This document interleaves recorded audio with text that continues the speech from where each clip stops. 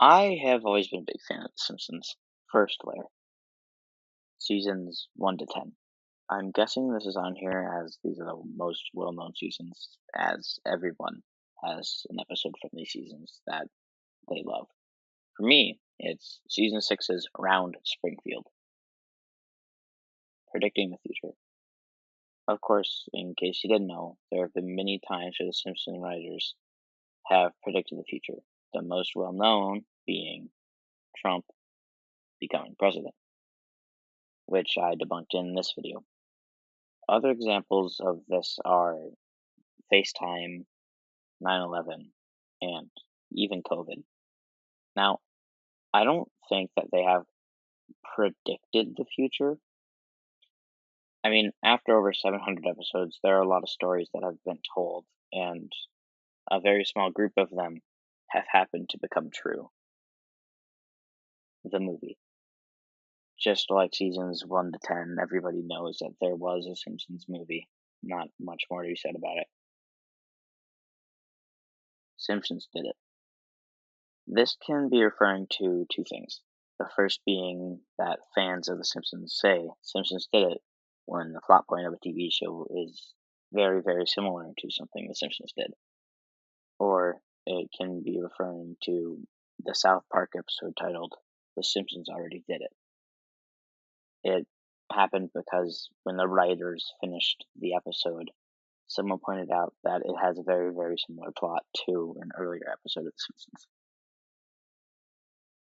Dead Bart. Dead Bart is a creepypasta relating to The Simpsons, in which it is said that there's a missing episode from the very first season, titled Dead Bart. It is said that the episode of Dead Bart starts off just like any other episode, but the characters are very emotional and just a bit off. The family then takes a plane ride, and Bart is messing around, as he does, and then breaks a window of the plane and is sucked out of the broken window. Then the audience is shown a very disturbing image of Bart's corpse. Afterwards, the family is all crying over Bart's death. Then 1 year skips, and they're still in the same position, still crying, and are very, very skeletal. And there's no sign of Maggie, Santa's little helper, or Snowball too. And they visit his grave, and the credits roll. This, in my opinion, is very dumb. Although The Simpsons was new and broke boundaries, I don't think that this could have happened. And that's why it's called a creepypasta, I guess. Tapped Out. The Simpsons Tapped Out is a mobile game made by EA, in which an explosion happens and you rebuild the town of Springfield. Steamed Hams. In the season 7 episode, 22 short films about Springfield, there's a segment titled Skinner and the Superintendent, in which Superintendent Chalmers goes to Skinner's house for some lunch. And Skinner burns the lunch and runs to the Krusty Burger behind his house for some food. He then refers to the burgers as steamed hams because before he said that they were going to have steamed clams.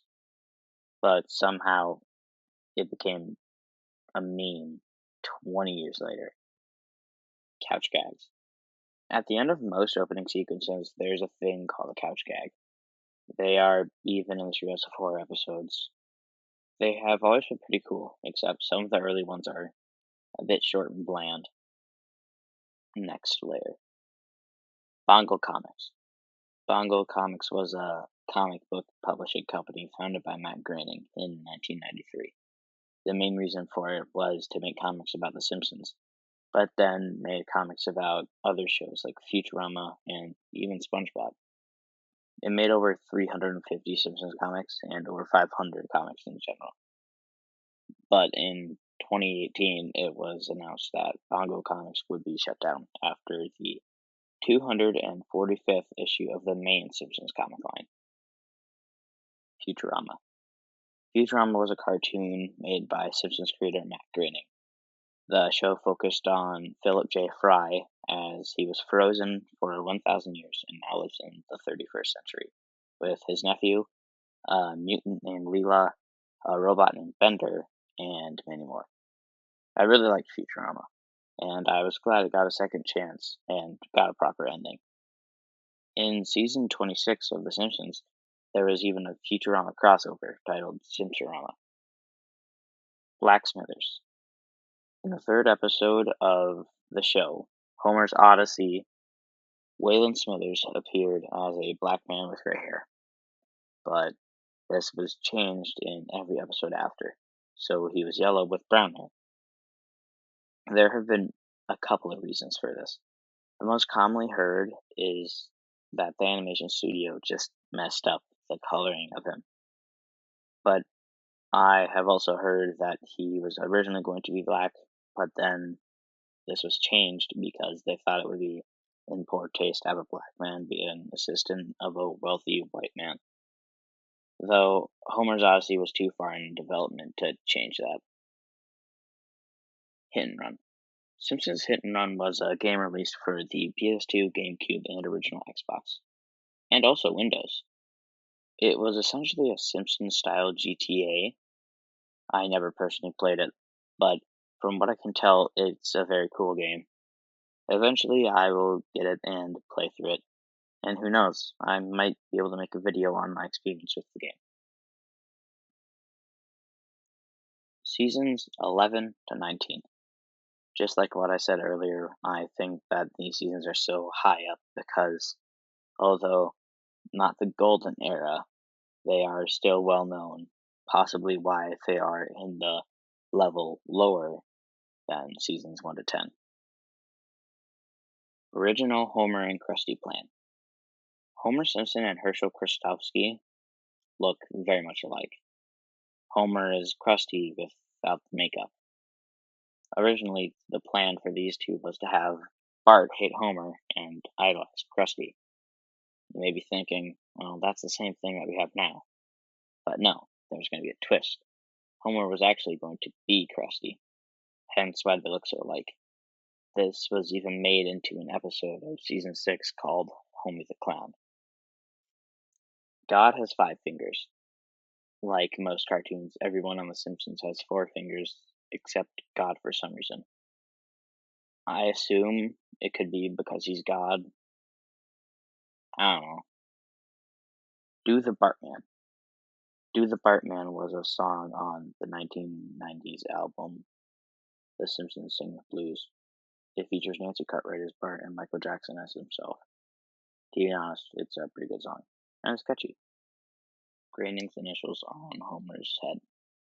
Matt Groening's initials are MG, if you didn't know. In Homer's head, there are those letters. You can see the M in his hair. Now, the G, I personally find a little harder to find. I had a difficult time finding this when I first heard of it, and sometimes still struggle with it today. The G is in his ear, if you were wondering. Simpsons Ride. At Universal Studios Hollywood and Universal Studios Florida, there is a Simpsons Ride. It opened on May of 2008 and is actually still open today. It is classified as a motion simulator ride. This means that you are sitting down and being moved in circular motion along a virtual plane, whatever that means. Voice actors from the show actually voice their characters in this ride. The ride focuses on Krusty Land and Sideshow Bob as he tries to take revenge on the Simpsons family and Krusty the Clown. Springfield State. The town of Springfield State that the Simpsons live in is confusing. It is known to border an ocean, a mountain range, and even a forest. Also, in the movie, it is said to border Ohio, Nevada, Maine, and Kentucky, which obviously no state borders all of them. And another thing, in the episode Kill the Alligator and Run, they say they aren't allowed in any of the 50 states. See? I told you it was confusing. Maybe I can make a video on it sometime. I don't know. Almond Shorts. The Simpsons started on the Tracy Ullman Show as shorts. From 1987 to 1989, there were a total of 48 of those shorts before the Simpsons series was spun off into its own. The shorts are very easy to find. In fact, I think you can watch all of them on YouTube. Some of them have been in episodes of The Simpsons, like in the 138th episode Spectacular. There were 5 shorts played, some of them in their entirety and some just in portions. Those 5 being the very first short, Good Night, The Perfect Crime, Space Patrol, World War III, and Bath Time. Also, to celebrate the 400th episode, You Can't Always Say What You Want, the opening was replaced by a short of The Family Portrait. Butterfinger commercials. In the late 80s, right before The Simpsons became its own show, Bart was featured in Butterfinger commercials, whether that be for Butterfingers or Butterfinger BBs. He would be in them as their spokesperson. There are over 35 of these different commercials, usually featuring Homer trying to steal Bart's Butterfinger, then Bart stopping Homer in some kind of way.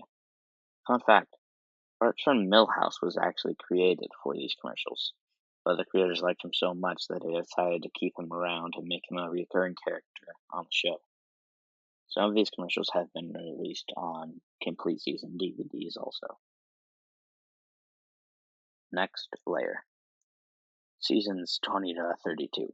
Like what I said before, most people know that Simpsons has gone on for this long, but less people have seen these seasons.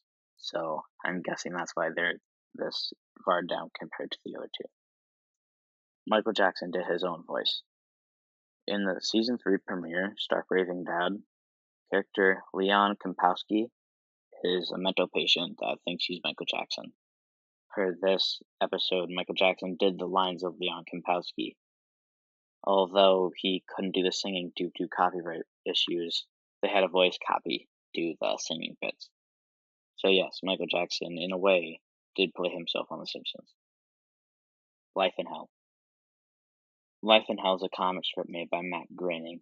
It ran weekly from 1977 all the way to 2012. The comic focused on a set of anthropomorphic rabbits named Blinky, Sheba, and Bongo, and also had a gay couple named Akbar and Jeff. The strip of what Matt Groening was originally going to pitch to be the shorts on Tracy Ullman, but in fear of losing the rights to his comic, he decided to make The Simpsons in about 5 minutes. DVD commentaries. On the complete season DVD releases, there are commentaries for every episode, whether that be including producers, writers, voice actors, directors, or special guests. I really like them as they are a way of hearing how the episode was made. And they're always a plus on a new season of The Simpsons DVD. Underachiever and proud of it. I believe this is a reference to the t-shirt and how it ended up getting banned because the school administrators did not like it. But I don't know for sure, so don't quote me on that. Simpsons were designed in James L. Brooks's lobby. Like I said earlier, The Simpsons were designed a mere minute before Matt Groening pitched them to James L. Brooks for the Tracy Ullman Show. He used his family's names to name the characters, except for his own. For that, he used Bart, which is an anagram of brat. Blue shirt Bart. In the 90s, Bart, for some reason, always wore a blue shirt in the merchandise, and not his normal red shirt that he wears in the series. Many theorized that it was just another one of those early Simpsons mistakes, like Black Smithers' black hair Moe, or the upside-down background in the premiere. But no. Most merchandise is made before a show or movie comes out, so the merchandise companies most likely went with a design for the character and Bart in the early designs when he had a blue shirt. Rumpus Room. The Simpsons Rumpus Room is a room in the back right corner of the first floor of the Simpsons house, in the forbidden hallway behind the garage. This room first appeared in the episode Itchy, Scratchy, and March, but is more usually seen in Three Men in the comic book. This room is barely ever seen within the series, as it isn't really needed. Think about it. This room has a TV in it, but why would they go in there to watch TV? They could just watch it in the TV room. This room has a bunch of toys in it, but why would the kids go in there to play when they have their own rooms and the rest of the house? They don't need a room specifically for toys. Also, apparently the room disappears. Michael Jackson wrote Do the Bartman. Michael Jackson actually co-wrote Do the Bartman with singer Brian Lauren. Fourth layer. Bootleg Bart shirts. In the early years of The Simpsons, there was a lot of bootleg merch, mostly focusing on Bart. Matt Groening actually encouraged it and really liked it. King Kodos are real. I couldn't find much on this. I assume it's just theory that King Kodos are actually canon. Let me explain. The Treehouse of Horror episodes, which King and Kodos appear in every single one, they are not canon, as they are anthology episodes. Now, some think that King and Kodos are real, and they're part of the Simpsons universe. And there is some evidence to prove this. In the Springfield Files, Kane can be seen, and this is a canon episode.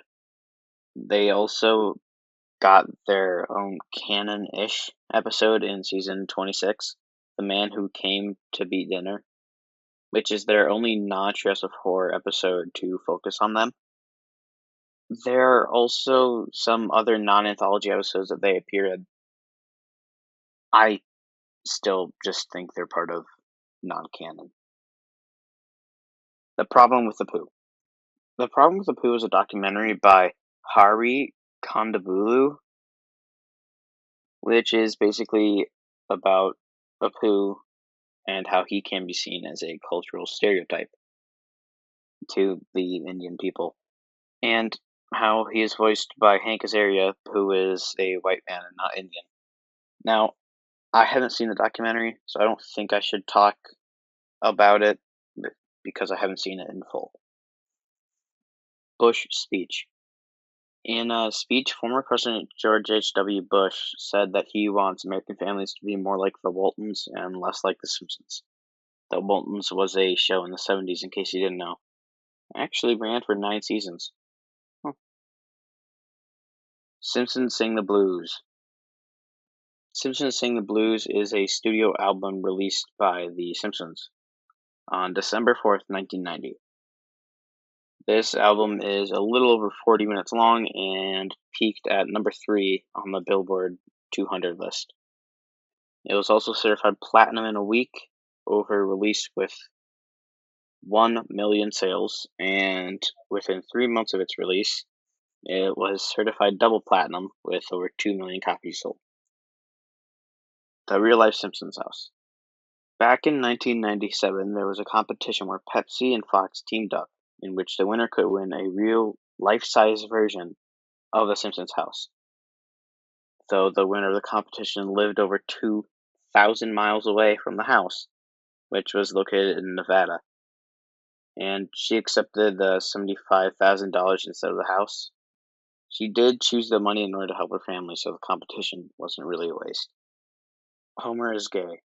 I don't really know about this one.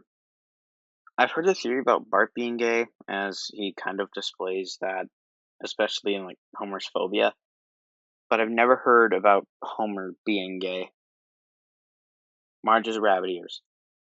Along with the Krusty being Homer plan, there was also a plan to make Marge's hair hiding a pair of large rabbit ears.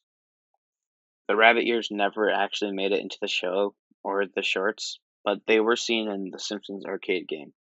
When Marge is electrocuted, you can see the outline of the ears, and when the vacuum pulls off her hair a bit, you can see the bottom of them. World of Simpsons figures.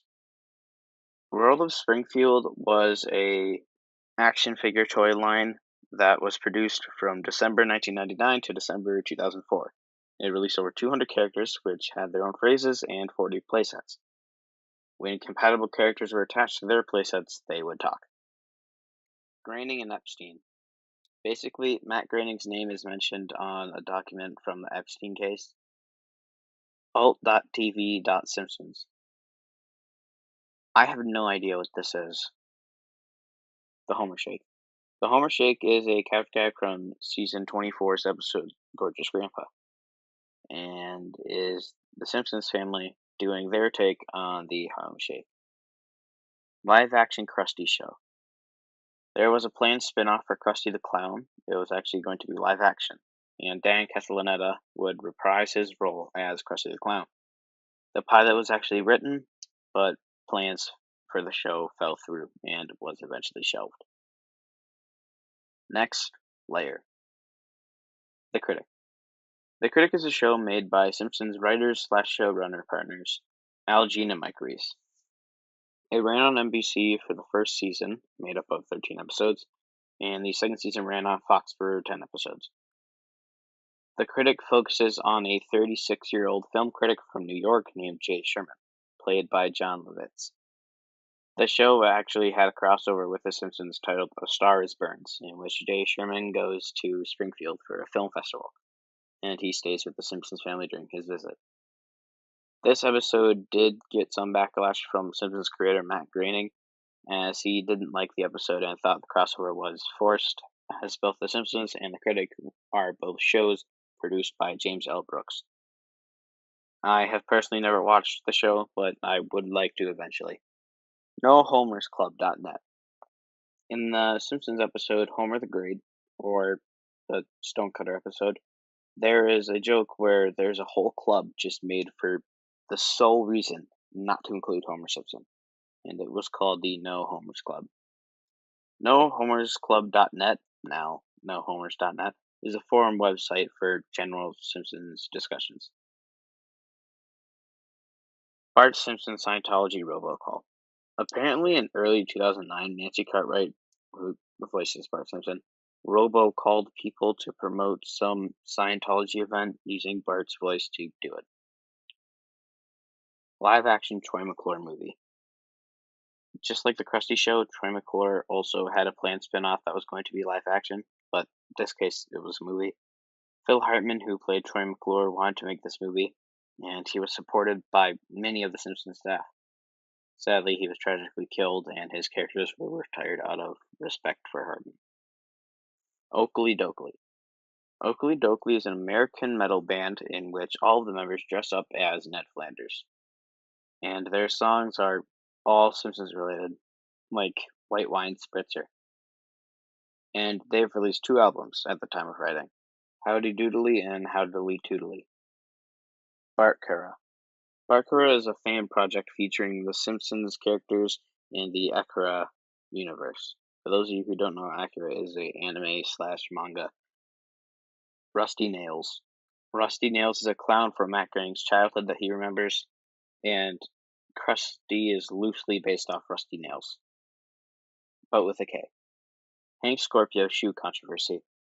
In the episode You Only Move Twice, when Hank Scorpio shows up to the Simpsons' new home, he throws his new shoes away, then asks Homer, "Ever see a guy say goodbye to a shoe?" And Homer replies, "Yes, once." And many people argue whether this means Homer saw somebody throw away their shoes in a different incident, or if he's talking about the one right now. I didn't even know this was a debate. I always thought of it as he saw a guy in the past throw away his shoes and say goodbye to him. Although, it's quite odd it would happen twice. Simpsons meet Oprah. In 1992, Oprah went to Springfield and sat down with The Simpsons, in an animated clip shown on her show. Since then, the clip has never been re-aired and has also never been released on home video. Prince episode. As you probably know, Michael Jackson guest starred in the season 3 premiere, Stark Raving Dad, as character Leon Kompowski. What you probably didn't know is that Leon was supposed to appear again in a sequel episode, but this time he would think he is Prince. Although Prince declined the offer to make a cameo appearance, the idea was later scrapped. Crazy Taxi lawsuit. In 2003, Sega filed a lawsuit against Fox Interactive, Electronic Arts, and Radical Entertainment due to the game Simpsons Road Rage, as Sega claimed it was patent infringement of their game Crazy Taxi, but the suit was settled in private. We Say It's Your Birthday unreleased Dangerous track by MJ. Apparently, Lisa It's Your Birthday was going to be on Michael Jackson's album Dangerous. Next layer. Zongo Comics. Zongo Comics is a more adult-oriented version of Bongo Comics, though it didn't get the same traction as its more child-friendly counterpart. Thus, only 10 comics were produced and are very sought after today, due to their rarity. Simptasia. Simptasia was another proposed spin-off idea. Basically, it would take the Disney movie Fantasia and put the Simpsons characters in it. It was shelved, but now that Disney owns the Simpsons, maybe it could happen. Homer had sex with Mindy. In The Last Temptation of Homer, Homer falls for a coworker, but in the end he says no to her and takes Marge out instead. The theory is that Homer just visualized Marge, and really he had a time with Mindy. As in the same episode, Marge was super sick, and it is believed that there's no way she could have gotten better that quick. NRA forever. In the 138th episode Spectacular, it is said that the cash register, after Maggie is scanned in every opener, reads NRA forever. But it doesn't at the time of this episode, so season 7, the register would say $847.36 after Maggie is scanned. This is because in 1989, that is what the cost would be to raise a child monthly. King and Kodos are lesbians. Apparently, some people think that King and Kodos are lesbians, which would mean that they're both female. And it has been said on many different occasions that Kang is male and is Kodos' brother. And yes, the Kang is male part might be retconned due to the Futurama crossover, but they are still siblings, so no, not lesbians. Nazis on Tap. Nazis on Tap was a short that was going to be premiered before Bart the Daredevil, but was abandoned in the storyboard phase. The basic plot is Homer is in a bar, and Hitler sits next to him. Then Bart walks in, starts chasing Hitler, then FDR gives Homer and Bart a medal for tracking down Hitler. It also takes place in the 40s, so that's cool. The Dreaded Rear Admiral. In Treehouse of Horror 4, the segment Terror at 5.5 feet, Bart tells Milhouse to lean over while riding the bus. Milhouse says no because that would leave him open for wedgies, wet willies, and the dreaded Rear Admiral. Now, what is the dreaded Rear Admiral? Homer's Barbershop Quartet dog error. In Homer's Barbershop Quartet, during a flashback 8 years prior, we see Santa's Little Helper, who the Simpsons did not have at that time. Season 6 DVD case controversy. For some reason, when making the DVD for Season 6, they decided to make the case a plastic Homer head. Which, I mean, it looks cool, but it just isn't practical. Although now there is a normal box case for this season. So as long as there's a box, I think it's a cool idea to have the head. But I can't imagine how mad people would have been when they go out to buy the new season. And you can't really put it on a shelf and have it look good with the others. Rock bottom corrections. In Homer Badman, after Homer is proven innocent, the program Rock Bottom apologizes and lists many corrections. Some highlights are: the UFO was a paper plate. The word cheese is not funny in and of itself. Bullets do not bounce off fat boys. The Beatles haven't reunited to enter kickboxing competitions. And if you're reading this, you have no life. Oh. Simpsons Sunday comic strips. There used to be Simpsons Sunday comic strips in the newspaper. I couldn't really find much about him.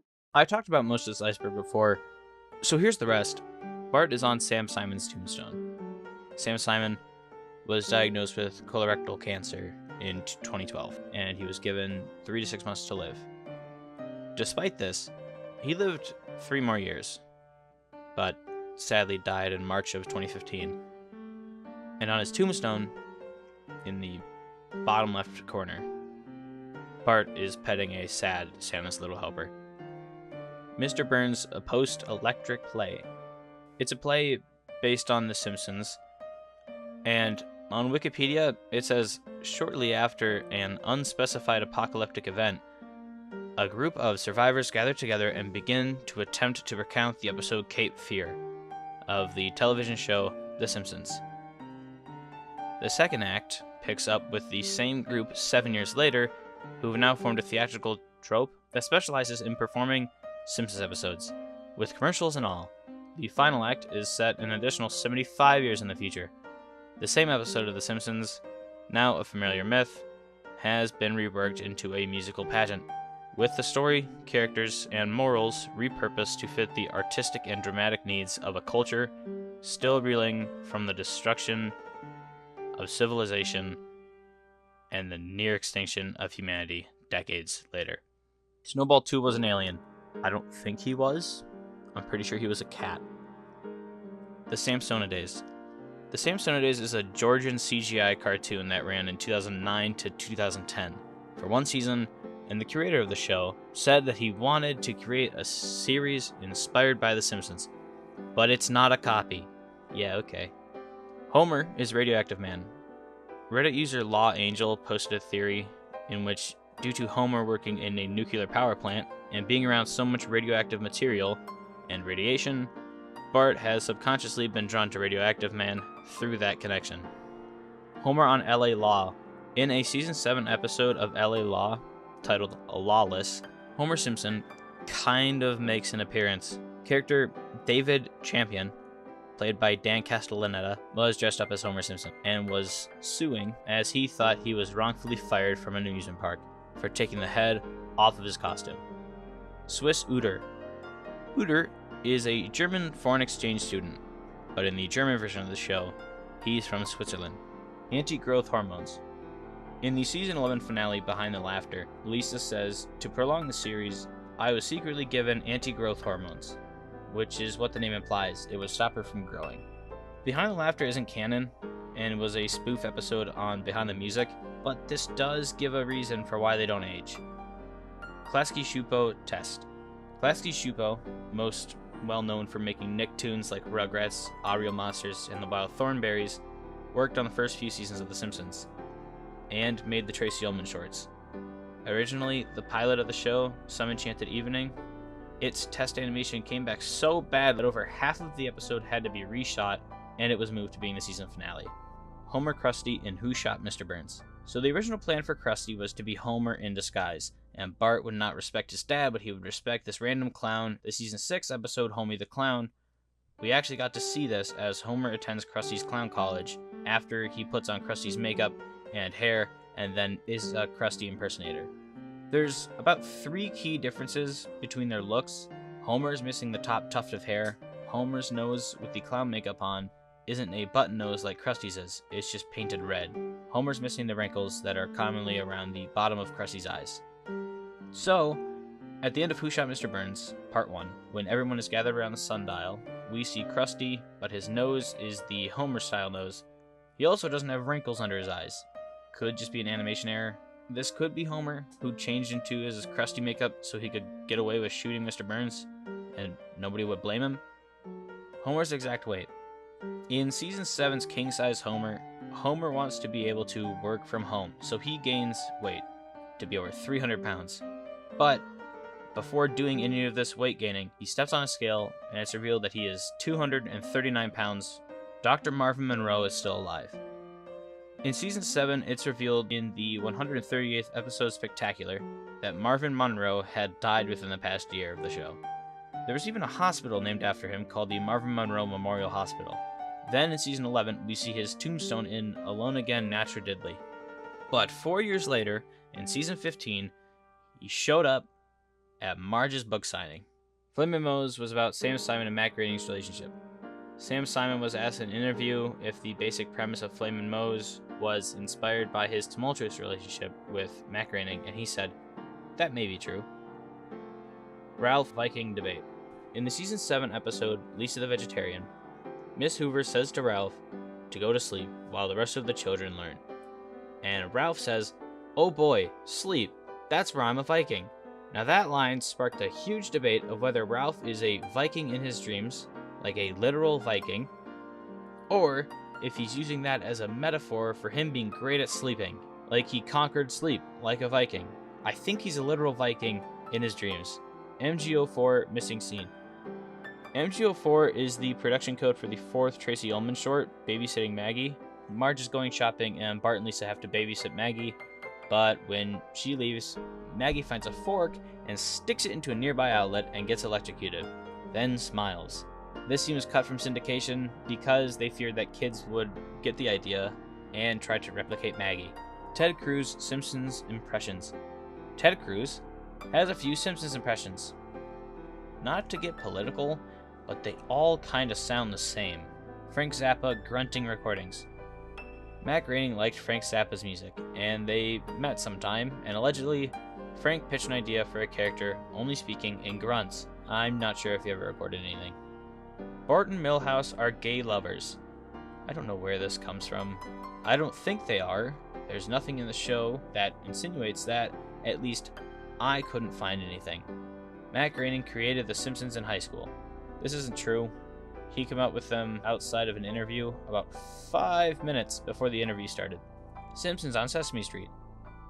In the Sesame Street song, Monster in the Mirror, there are normally 2 monsters in a painting, but in the celebrity version, the Simpsons replace those 2 monsters and start singing the song with Grover, and Bart yells, "Hey, wubba man, Dr. Ngordatu."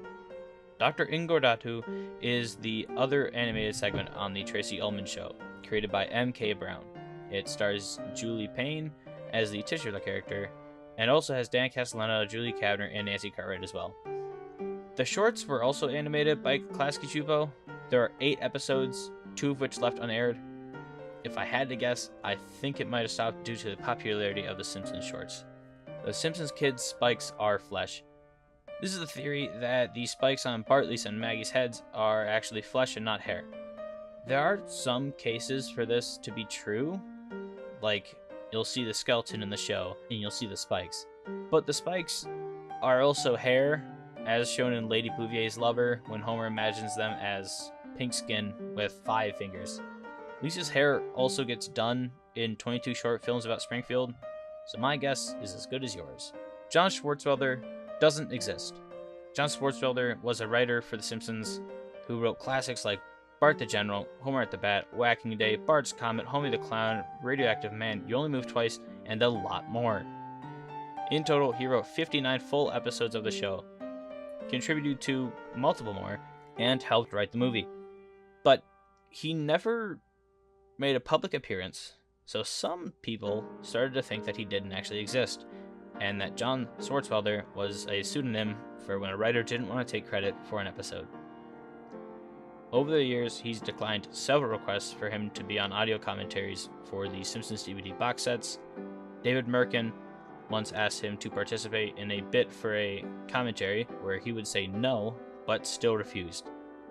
Finally, in 2006, while recording the audio commentary for Season 9's The Cartridge Family, Mike Scully called him, and they had a conversation. Then the guy on the other end of the phone said, "It's too bad this really isn't John Swartzwelder."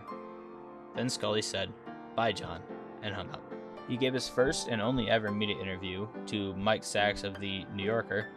So, he does exist. Marge is cheating on Homer with Lenny. Marge is shown to be attracted to or somewhat liking Lenny, but she never cheated on Homer with him. Bart's been dead since Season 2. In the Season 2 episode, Bart gets hit by a car. Bart gets hit by a car. The theory is that he's been dead ever since, or he's in a coma, and that's why nobody ages, and why nothing in the status quo really changes too often. It's kind of the same as the Homer's in a coma after jumping the gorge in Bart the Daredevil. Simpsons icons in Crash Bash. In the greatest hits version of Spyro 3, if you unlock the Crash Bash demo and select Big Bad Fox Beta Boss, there will be icons of Homer and Bart with health bars. Mod was a criminal. All I found was a Reddit post on r/fantheories that called Mod Flanders a sociopath, and the link goes to the nohomers.net forums. The theory is that there have been subtle hints in the show that Mod is truly a sociopath. French visor ads. In 1996, The Simpsons made 3 commercials for a laundry detergent brand called Visor. One, Marge is selected to be a tester for a free sample of Visor to get stains out of Homer's shirt, and Bart insults Homer, and Homer tries to strangle him. In another, Marge is shopping and hears about it over the speakers in the store, then she points out the stains on everybody's clothes. LSD, laced Bart Simpson tattoos. There's an urban legend that there are temporary tattoos that are soaked in LSD, and they'd have popular cartoon characters on them, like Mickey Mouse and Bart Simpson. This is probably true. Moe knows it's Bart. It's that Moe knows that Bart is the person behind the prank calls. Moe is a very aggressive person to adults, but not so much to kids most of the time. But on the other hand, when Bart prank calls a new kid on the block, he says his name is Jimbo, and Moe then runs at Jimbo with a knife. So I'm not sure if he knows. My Name is Bart. My Name is Bart is a song on the promotional copies of The Simpsons' 1998 album, The Yellow Album. The song is about Bart's life mainly. The song is alright, but does sound very 90s. It features a sax solo by Lisa, which is always great, and as a cameo from both Marge and Lisa with speaking roles. Homer was stolen from Oscar Jacobson. This is a vintage cartoon from 1949, and the character Adamson looks like Homer. This cartoon is by a Swedish cartoonist named Oscar Jacobson. Maybe Matt subconsciously stole it, or maybe it's just some crazy coincidence. Matt Groening does it all himself. In the 138th episode Spectacular, there is a joke that Matt Groening does everything himself, but he doesn't. Here's who does. Seasons 40 to 256,678,786,786,782. These haven't been announced, but let's be real. There's probably going to be about 45 seasons before the show ends. Bart says Cowabunga. Cowabunga is one of Bart's many famous catchphrases. Or is it? He doesn't say it nearly as often as people think. I think because he said it in the early seasons, the Telltale Head mainly, it became popular because there wasn't much before Bartmania, and if it was said, it could be on a t-shirt. Writer John Frink was put into the show as a punishment. John Frink is a writer for the show and has written some classic modern HD episodes like 500 Keys, Angry Dad the Movie, and Pixelated and Afraid. Jay Kogan named the character Professor John Frink after him before he started writing on the show. Couldn't find anything about being a punishment though. All Family Guy episodes are Simpsons episodes. Couldn't find much about this, but I assume this has to do with the fact that a lot of Family Guy episodes happen to have very similar plots as Simpsons episodes. Homer's beard is actually his lips. Homer's beard kind of looks like his lips, but he has been known to shave, and you can see his lips without a beard, so no. Groening is a Freemason. This has to do with the fact that The Simpsons has predicted a lot of things like Trump, FaceTime, and Siegfried and Roy's tiger attack. The theory is that Matt Groening is a Freemason and that they run the world, so he's able to predict things that he knows are going to happen. But no. The Simpsons writers' room is full of very, very intelligent people, most of which went to Ivy League schools like Al Jean, Mike Reese, and Conan O'Brien, who all went to Harvard. There have been over 700 episodes, and with very smart people and that much airtime, a few things will happen that were on the show. Bart is trans. He isn't. And that's the end of the Simpsons Iceberg.